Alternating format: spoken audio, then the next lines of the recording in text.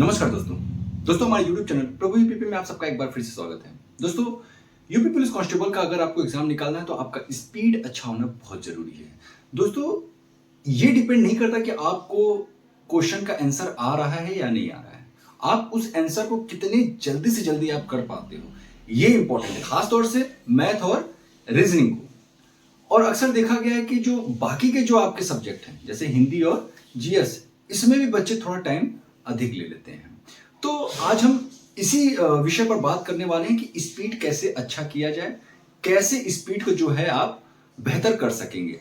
क्योंकि दोस्तों, बिना स्पीड के यूपी पुलिस कांस्टेबल का एग्जाम निकालना पॉसिबल नहीं है। और मैं आपको बता दूं कि बच्चे जिन्होंने यूपी पुलिस कांस्टेबल का मॉक टेस्ट लगाया है वो अक्सर बताते हैं कि सर स्पीड और अधिक बढ़ानी पड़ेगी, क्योंकि क्वेश्चन के आंसर तो आते हैं लेकिन समय कम पड़ जाता है। तो ऐसे में जाहिर सी बात है कि उनकी स्पीड कम है। तो दोस्तों, देर न करते हुए मैं अपने वीडियो को प्रारंभ करता हूं। और यदि आपने हमारे चैनल को सब्सक्राइब नहीं किया तो प्लीज चैनल को सब्सक्राइब कर लेंगे। दोस्तों, स्पीड कैसे बढ़ाएं? देखिए, स्पीड बढ़ाने के लिए कुछ इंपॉर्टेंट पॉइंट्स को हमको ध्यान रखना पड़ेगा। अगर आप इन सारे पॉइंट्स का ध्यान रखते हैं तो आपका स्पीड ऑटोमेटिक जो है डेवलप होगा। पहला पॉइंट क्या है? पहला पॉइंट हम देखेंगे दोस्तों, अगर आप रीजनिंग या मैथ लगा रहे हैं तो आपका कैलकुलेशन बहुत इंपॉर्टेंट है।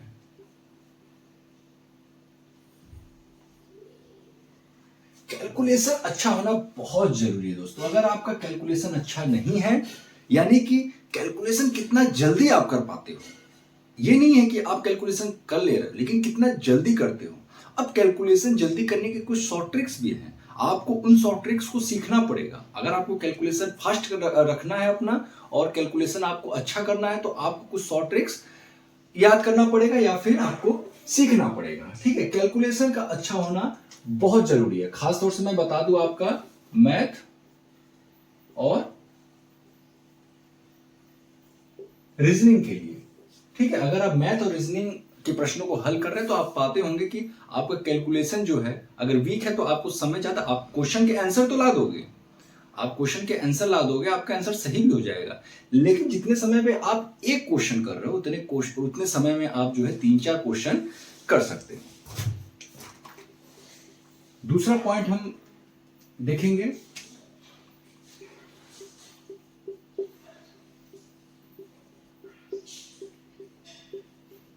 प्रश्नों को जल्दी पढ़ना।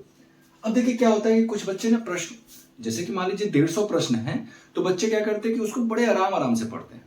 आपको इन प्रश्नों को बहुत जल्दी जल्दी पढ़ना पड़ेगा। मतलब प्रश्न आप बहुत जल्दी पढ़िए और कोशिश करिए कि उस जल्दी जल्दी पढ़ने के दौरान ही आपको प्रश्न अच्छे से समझ में भी आ जाए और आप उसके मतलब को भी समझ पाए। मतलब समझ में आ रहा है? देखिए, मेरा एक फ्रेंड है, वो आप उसको देखेंगे ना, वो इतना जल्दी पढ़ता है, ना सिर्फ वो पढ़ता है बल्कि उसका मतलब भी उसको समझ में आता है कि हाँ प्रश्न कह क्या रहा है। तो आपको इस चीज का भी प्रैक्टिस डालना पड़ेगा कि आप क्वेश्चन कितना जल्दी पढ़ रहे हो। आप वही क्वेश्चन जितना समय में पढ़ रहे हो उतने समय में आप चाहो तो जितना समय में आप क्वेश्चन पढ़ने में लगा रहे हो उतने समय में आप क्वेश्चन को सॉल्व भी कर सकते हैं। ठीक है, तो ये हमारा जो है दूसरा पॉइंट हो गया। अब तीसरा पॉइंट, स्पीड के लिए कैसे स्पीड डेवलप होगा, तीसरा पॉइंट है ना। तीसरा पॉइंट बहुत अहम है। तीसरा पॉइंट है, सप्ताह में कम से कम 2 मॉक टेस्ट। अब ये मॉक टेस्ट आप कहीं भी दे सकते हैं। देखिए, मॉक टेस्ट आप दीजिए लेकिन खुद से ईमानदारी रखते हुए, यानी कि आप समय निर्धारित करिए। आपको 120 मिनट मिलते हैं 150 प्रश्न के लिए, तो आप 110 ही मिनट रखिए। ठीक है, 120 मिनट मत रखिए, आप 110 मिनट में कोशिश करिए कि आप 150 प्रश्न करें। अगर आप 110 मिनट में 150 प्रश्न करने का प्रैक्टिस कर ले रहे हैं तो आपको एग्जाम में समय कम नहीं पड़ेगा। और देखिए, मैं बता रहा हूं आपको, यूपी पुलिस कांस्टेबल में अक्सर लोगों का यही जो है कि शिकायत रहती है कि सर जब मैं एग्जाम देके आता हूं, पहले के भी जितने भी प्रीवियस ईयर एग्जाम्स हुए हैं, सारे बच्चे यही कहते हैं कि मतलब कि समय कम पड़ गया। हम लोग भी देकर आए थे, ऐसा नहीं है कि मुझे समय अधिक पड़ा था, मुझे भी समय कम पड़ा था। तो आप ये समझिए, जबकि हम लोग का स्पीड बहुत अच्छा है, मैथ और रीजनिंग मतलब बहुत अच्छी स्पीड है हम लोग की। मैं तो कोशिश करता था 100 मिनट में सेट करता था, कभी कभी मैं 1.5 घंटे ही सेट करता था। क्योंकि मतलब क्या होता है ना कि आप कम मिनट में जब 150 प्रश्न केवल टच करना, अगर आपने केवल टच करना भी सीख लिया, ठीक है, तब भी आपका स्पीड डेवलप हो जाएगा। तो आपको वीक में कम से कम जो है 2 मॉक टेस्ट जरूर देने। ये मॉक टेस्ट आप ऑनलाइन ऑफलाइन किसी भी प्लेटफॉर्म पे दीजिए, मैटर नहीं करता, लेकिन आपको देने हैं। 110 मिनट आप स्टार्टिंग में रखिए, फिर इसको और घटाते रहिएगा, धीरे धीरे धीरे धीरे इसको 100 तक लाने का प्रयास करिएगा।